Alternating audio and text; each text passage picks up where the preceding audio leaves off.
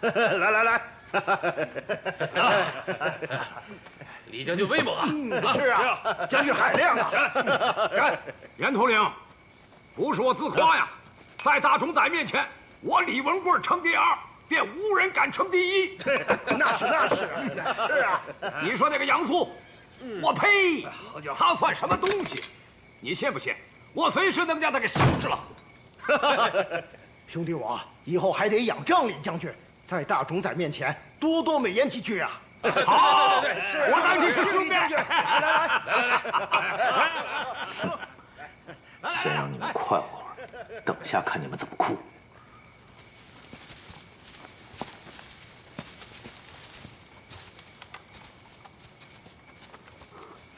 一将营定包围，传我命令，杀入军营，活捉李文贵和其余人等。若有反抗，格杀勿论。是。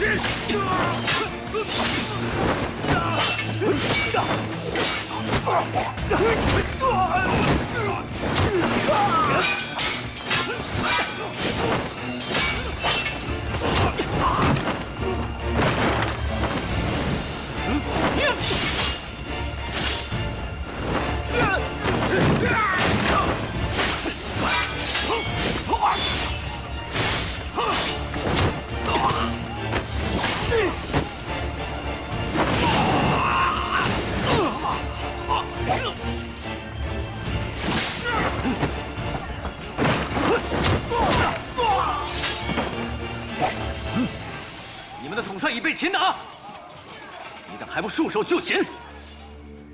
全部带走。是，走，前，走，快，收手，叫你怎样？住手！说，别打了，快说！让你怎样？停！杨谦、高炯，你们想找死吗？我那朝廷命官，你们敢如此对我？你既然身为朝廷命官，那就应该明白，在长安附近私自屯兵，罪同谋反。说实话，你们究竟想干什么？不干什么。我与严统领是旧相识，得知他有时路过长安，便去一聚而已。你识相的，就快将我们放了，不然闹到大冢仔那里，我看你们有几个脑袋！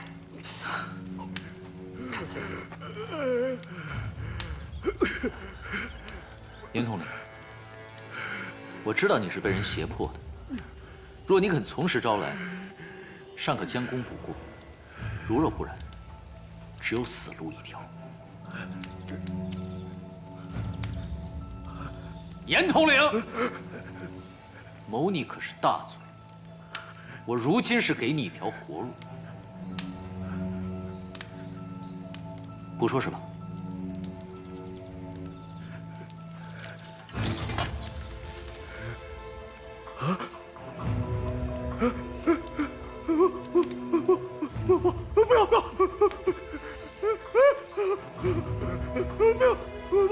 不吵！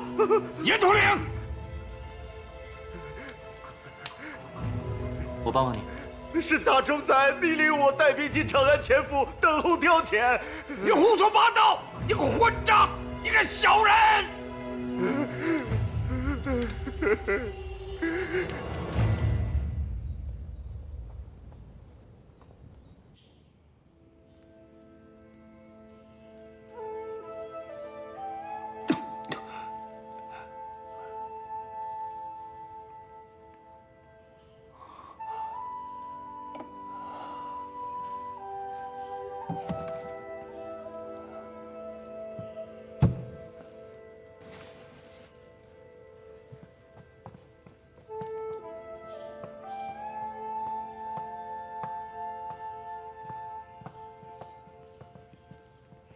陛下，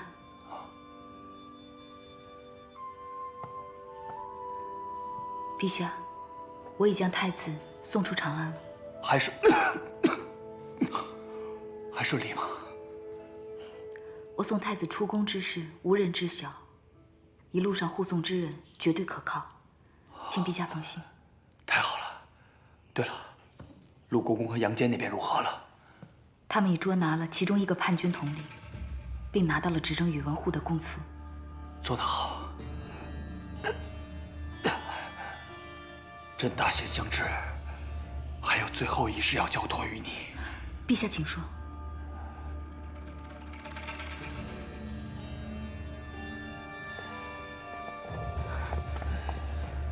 赵先生，各州将领都已在各宫门外集结了，只差李将军以西郊府兵还未到。怎会去了一夜还未归呀？李文贵这个人贪功，按理说此时他应该早早就到了，怕是出了什么意外吧？那怎么办？不会是皇帝察觉我们的计划了吧？赵先生，各路府兵已经集结在皇宫之外了，可这皇宫之内的禁军却无半点动静，奇怪呀！就是怕禁军反抗，所以才集结这么多府兵的。若是李文贵真的被抓，供出我们的计划，糟了！我必须立刻禀报大冢宰，请他示下是否提前行动。你二人带一队府兵先去鹿门，那里有我们的人接应，好好探查一下，看看宫中究竟是何情况。是。走。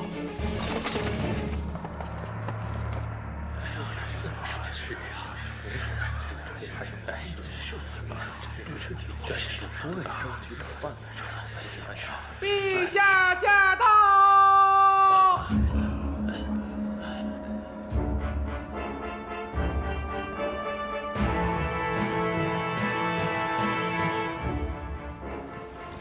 参见陛下！陛下万岁万岁万岁！平身。谢陛下。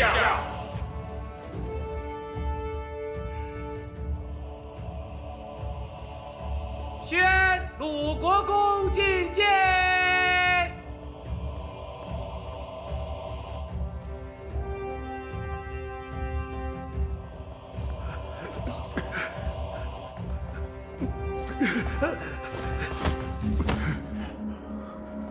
参见陛下。免礼。便是他们，欲图谋反吗？回禀陛下，正是。臣弟昨日接到密报，西郊有一队兵马安营扎寨，意图不轨，遂派人前去围剿，将其全部擒获。经连夜审问，二人俱已招出幕后主使。此乃公状，请陛下过目。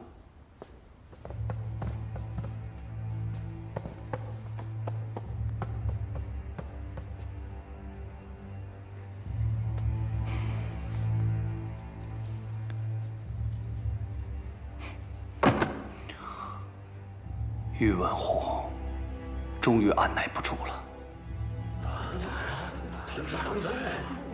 陛下，宇文护大逆不道，臣恳请陛下下旨，即刻捉拿宇文护。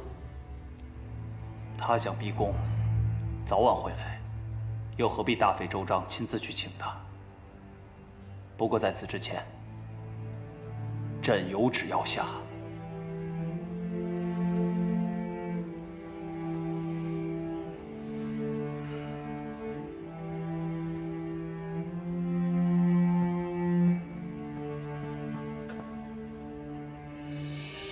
人生天地之间，秉五常之气，天地有穷矣，五常有推移，人安得常在？是以生而有死者，物理之必然。今朕体不适，恐时日无多。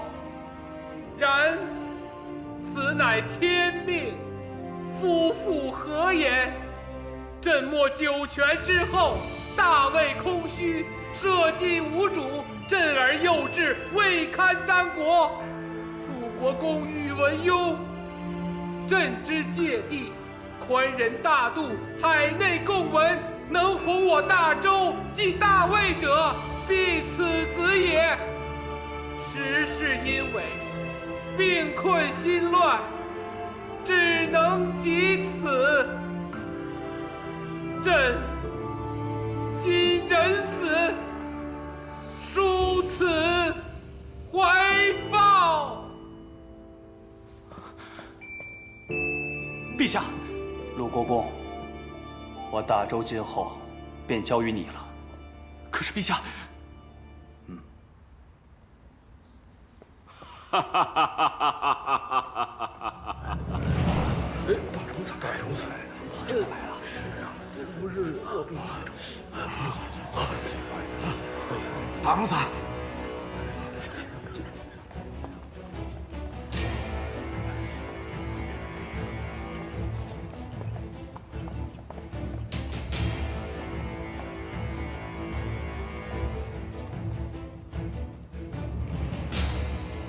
你终于来了，陛下，你匆匆忙忙将皇位传给四弟，恐怕不妥。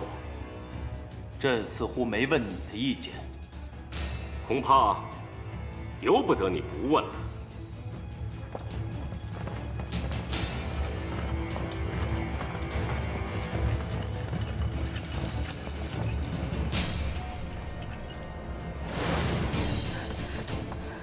兵符在文昌殿，掌兵符者掌大周军权。为防万一，你速去将兵符带走，有机会交给鲁国公或尉迟将军，千万不能落入宇文护的手中。我们这是要去哪儿啊？赵先生不是让我们……来不及解释了，快去找兵符。兵符在文昌殿，对大冢仔至关重要。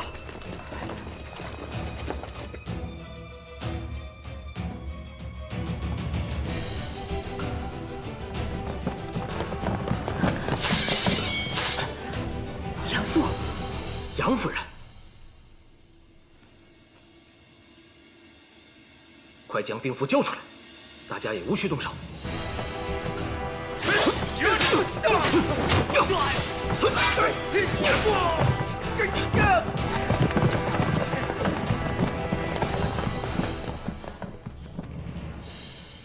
一个乱臣贼子，朕让你站在此处与朕对话，已经是天大的恩赐。人要懂得知足，得寸进尺，只能是其罪当诛。你说我有罪，我便有罪吗？人证物证俱在，你还想抵赖？带着那么多府兵进宫，怎么是想造反吗？严统领与各州将领千里迢迢来为我祝寿，我派李文贵去西郊接他们，不想被陛下你误会。陛下，你是欲加之罪，何患无辞啊？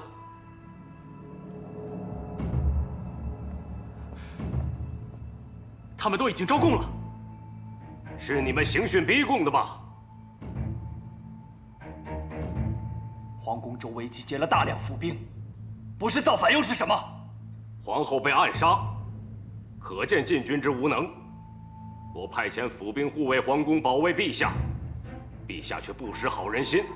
如今皇宫不是好好的吗？他们动皇宫的一草一木了吗？真是荒谬啊！你别忘了，你装病，犯的可是欺君之罪。陛下，我好好的站在这儿，是病愈，并非装病。不信你可以去问问所有为我诊过病的御医，那些御医早就被你买通了。买通？那证据呢？证据？你不说，朕倒忘了。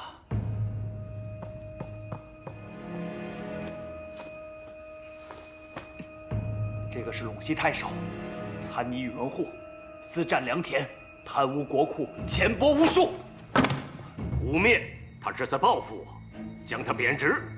好，这个是秦州、凉州刺史，参拟宇文护，豢养大量府兵，图谋不轨。笑话！你问问他们，哪个没有府兵？这个是参你收受贿赂、私卖官职；这个是参你伪造公文；还有这个，是参你私铸劣钱、谋取暴利。够了，够了！怎么，你也会害怕吗？还没完呢！这些全都是参你的罪行的。这一桩桩，一件件，罄竹难书。朕皆已查明，你宇文护罪大恶极。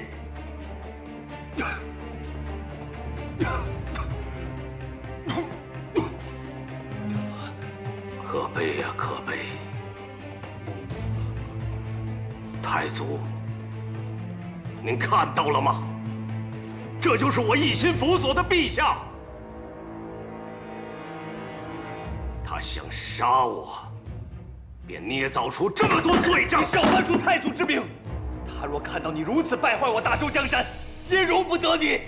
来人呐，给朕将宇文护拿下！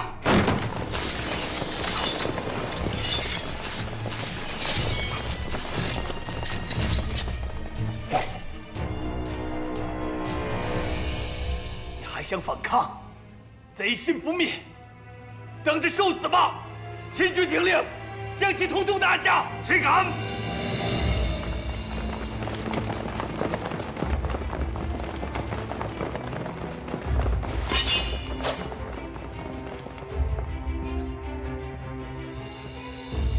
你以为只有你能集结兵力？朕告诉你，朕才是大周的皇帝，将你贼宇文护！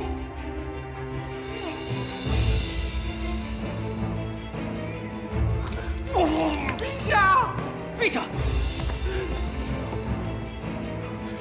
陛下，陛下，陛下，陛下，陛下，陛下，陛下，陛下，兵符，加罗，陛下。宣太医，是，我亲自去请。杨坚，跟我走。高大哥，你保护皇帝。好。鲁国公，皇帝太过劳心劳力，才会病入膏肓，恐怕神仙也救不了他。哼。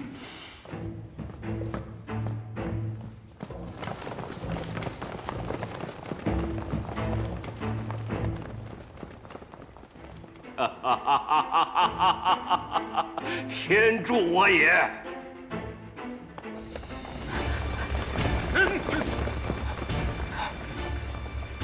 杨夫人，把兵符交出来。江罗，江罗，大郎，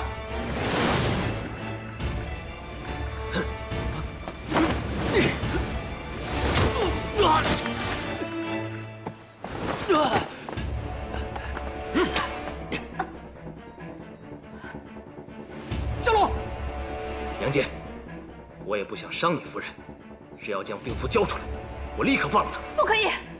皇帝有令，兵符绝不能落入宇文护的手中。住口！杨坚，她可是你的夫人，你难道就不顾惜她的性命吗？杨素，你我好歹有袍泽之谊，你真的愿意助纣为虐，为宇文护这个奸贼卖命吗？我只为其主，谁赏识我，我就拼死效忠。杨坚，我再说一次，把兵符交出来。你记不记得我跟你说过，想当英雄并没有错，但要选择一条正道。一旦你踏上这条路，便无法回头了。近墨者黑，与恶为伍。你出卖的是自己的良知。杨大哥，你别跟他啰嗦了，道不同不相为谋，你赶快把兵符交出来。你放了伽罗，我给你们兵符。不可以，不能将兵符给他。若是落入宇文护手中，那一切就前功尽弃了。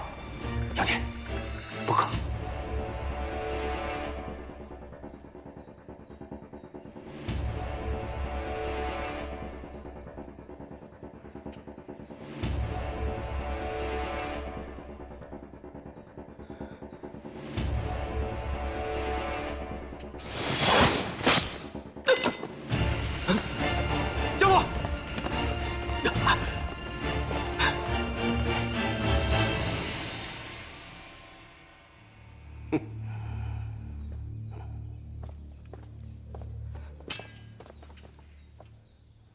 大冢宰。做得好，这一切早该回到我手中了。杨坚，这一剑我是替慧儿还给你的，她的仇我迟早会跟你算，但是现在我不会杀你们，我要让你们亲眼看着皇帝咽气，亲眼看着我重掌大权，亲眼看着你们苦心经营的一切毁于一旦。生不如死的滋味，我要让你们慢慢承受。走。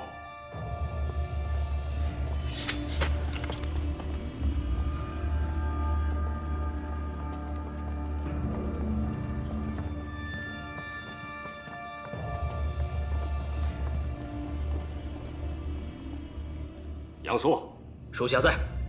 你与各州将领带兵在此把守，没有我的命令，任何人不得进入崇义宫，违者格杀勿论。属下遵命。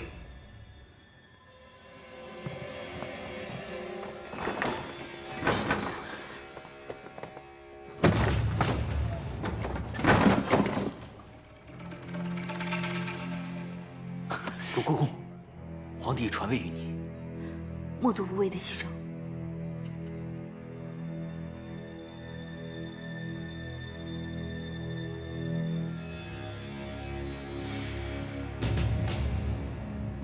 参见大冢宰。都给我出去！是。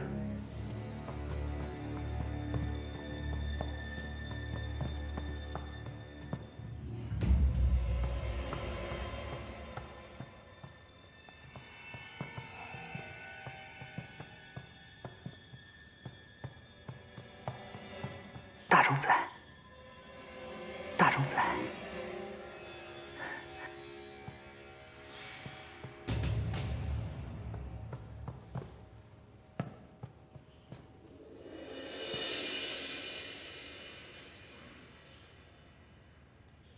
你若想天下太平，此刻该遗诏还来得及。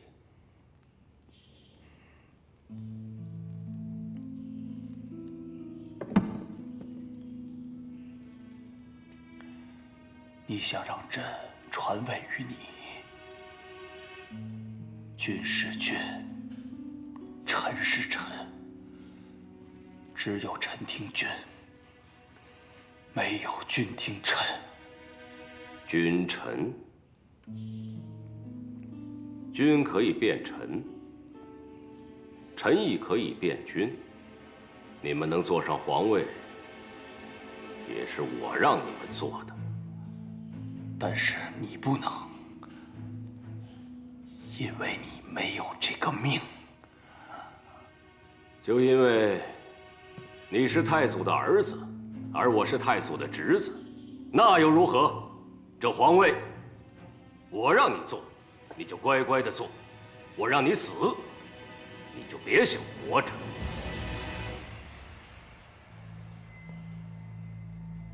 你是君又如何？我才是天。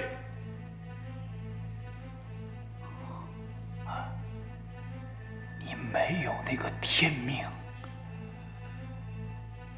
你只是一个永远无法继位的皇亲。名不正，言不顺，朕即使是让位于你，你也注定遗臭万年。即使你逼宫成功，也注定被天下人所耻笑。宇文侯，你以为你精心筹划了一切？朕告诉你，主动权一直在朕的手上，权臣终究也只是臣子，朕才是天。你看似风光，其实在朕眼中，你只是一条为我们皇家卖命的狗。贱人！燕王想登上这九五之位，你不配。天之下，周高悠悠，你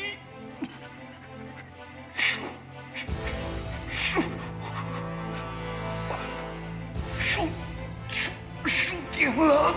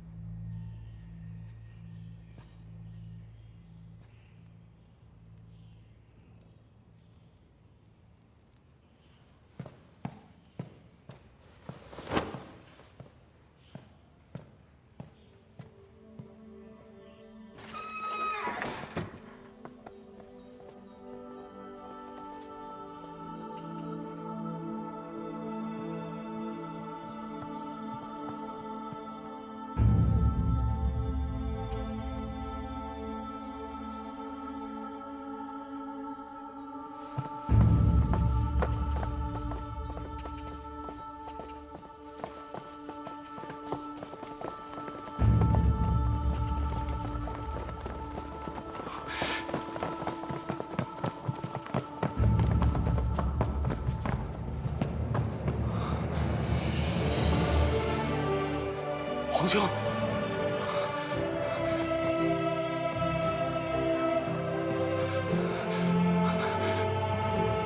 皇兄，皇兄，皇兄，皇兄，皇兄！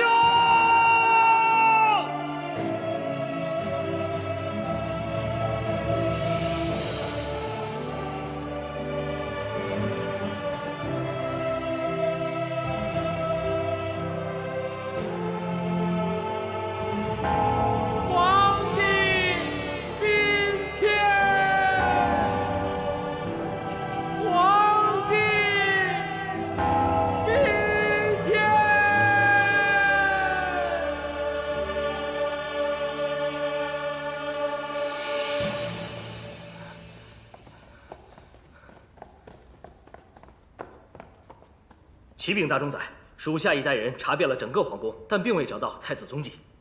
所有地方都找过了？是，属下亲自带人搜查，绝无遗漏。太子想必已不在宫中。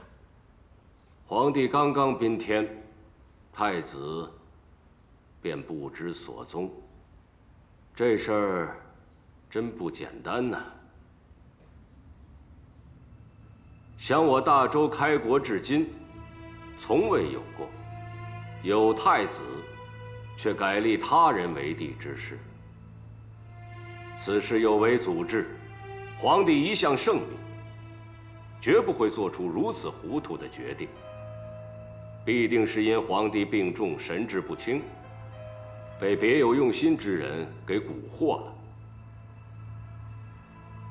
此事交由天官府彻查，若是真有人不择手段，抢了本该属于太子的皇位，定将严惩不贷。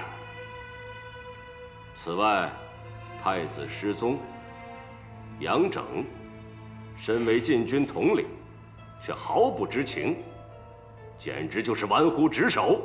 从今日起，免去其左公伯一职，交由杨素接任。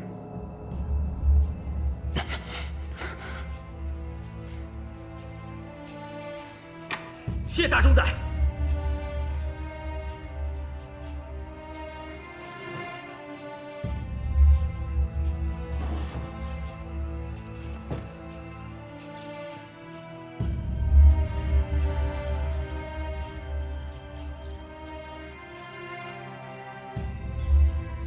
皇兄为何急着传位于我？莫非早知自己命不久矣？那太子呢？难道真的是皇帝早做打算，而将太子送走？宇文护重掌朝堂，中外军兵权尽在其手，以后想除掉他，更是难上加难。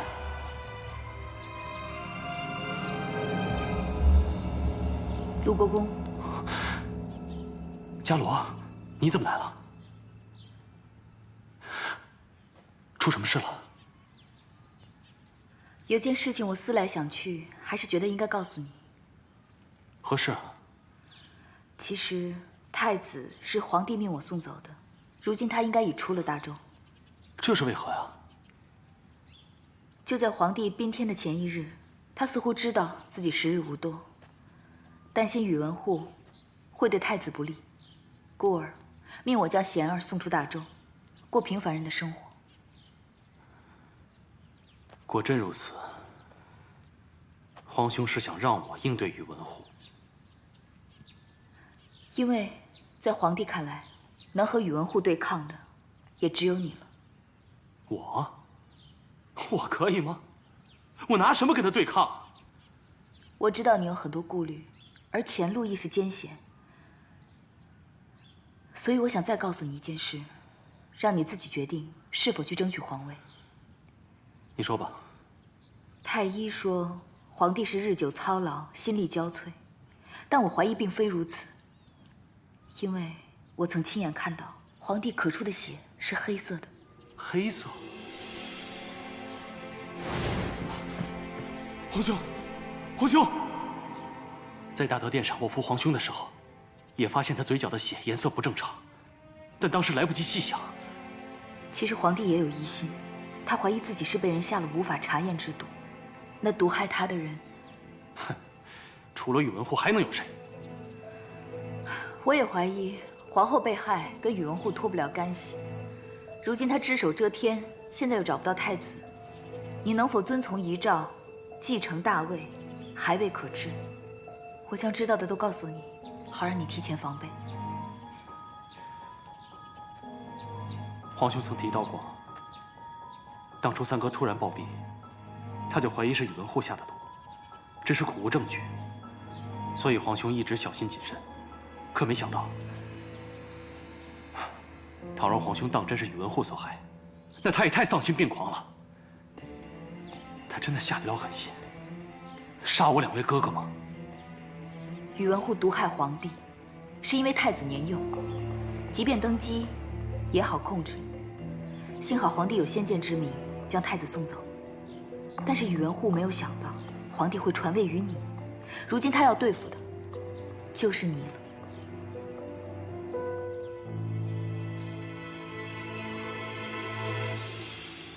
各位弟兄，安卫军是先皇所设，一直打击贪腐，监察叛军，是大周的功臣。可是眼下先皇驾崩，朝中的形势，相信你们也都清楚。若是安卫军继续存在，只怕会对你们的性命造成威胁。因此，我宣布，从此刻开始，安卫军正式解散。诸位，安卫军成立以来，我知道大家都付出了很多，这正如我们的名字一样嘛，身在暗处，付出的再多，也不被世人所知晓。所以，诸位无名英雄，从此刻开始，大家都见光了，这也是坏事中的好事啊！大家不要伤感了，今后的路还很长，都等着你们呢。高将军，杨统领，只要你们一句话，我随叫随到。我也是，随叫随到，随叫随到。好，好兄弟。高将军，杨统领，那我们走了。走吧，弟兄们。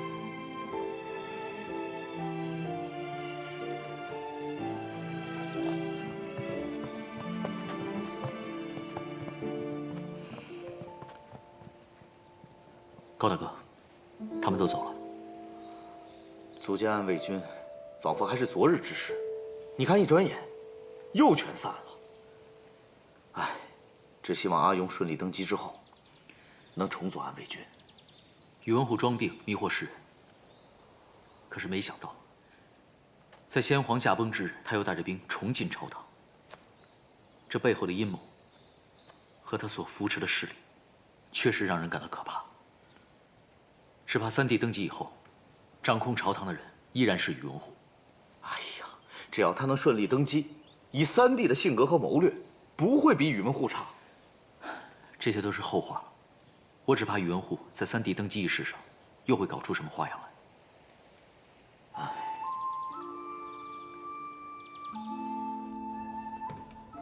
先帝驾崩，朝堂变动，形势复杂，杨家也不免深陷其中。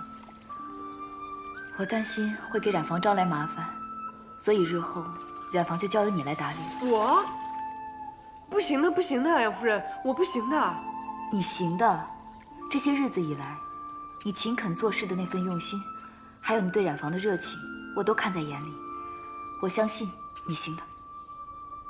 谢杨夫人抬举，但是如今皇后不在了，若是你又要走，我们的染房能撑得下去吗？当然可以。还记得吗？当初皇后开设这个染房的目的，便是要让你们过上好日子。所以你们在此劳作，不是为了皇后，亦不是为了我，是为了你们自己。只要你们全力以赴，何愁染房撑不下去？ 好，杨夫人，我一定努力坚持下去，全力以赴。我答应你，若是有任何困难，我必定第一时间赶回来。你只管打理好这里的事，管好这里的人便可。杨夫人，以后连你也不来染房了吗？这染房没有你和皇后在，我们心里总是不安呐。是啊，杨夫人，我们舍不得你，别走啊！不要走啊，舍不得你啊！诸位。 我自己有一些事情需要处理，所以一段时间内不能与大家一起为染房出力了。但这只是暂时的，我相信，待我再回来的时候，你们一定已将染房做得更好了，对不对？对，我们一定会把染房做得更好。放心吧，杨夫人。好了。 大家都干活吧。走吧。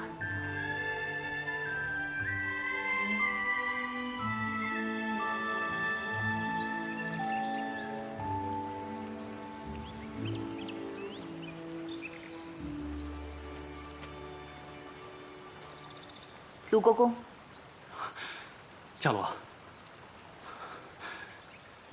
我不想登基为帝。 难道是因为先前先皇被毒害一事？我就知道你能理解我，也只有你能理解我了。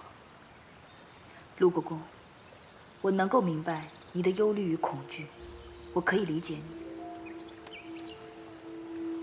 但我不能支持你。为何？你若不做皇帝，难不成要将大周的江山拱手让给宇文护？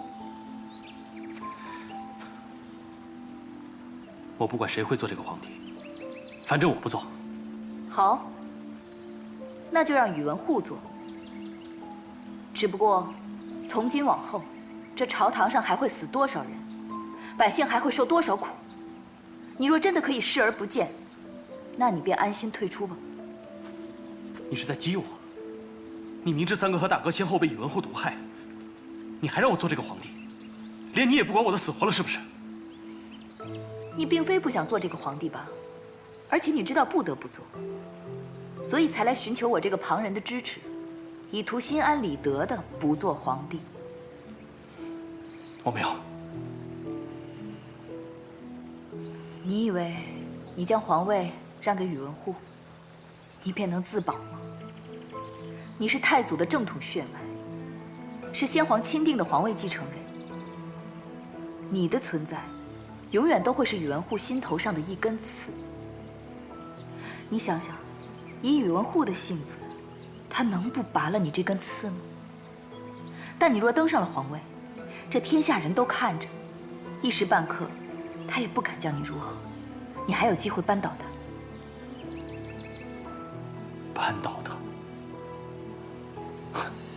谈何容易？消灭皇帝与先皇。 皆是因为想要夺回王权，才会使宇文护起了杀心。你若顺从于他，他一时不会对你起歹心。你让我做个傀儡，即便我可以，但他会信我顺从于他，他自然是不会全信。但是他懂，识时务者为俊杰。你想求活，所以顺从于他，这也是说得通的。当他在信与不信之间衡量时，便是你争取到的时间。世人都会患得患失，瞻前顾后，反而会害怕失去手中的筹码。这进退之间，便是攻心的较量。以屈求伸，忍人所不能忍，折服以获敌，蓄势以待机，方能成大事。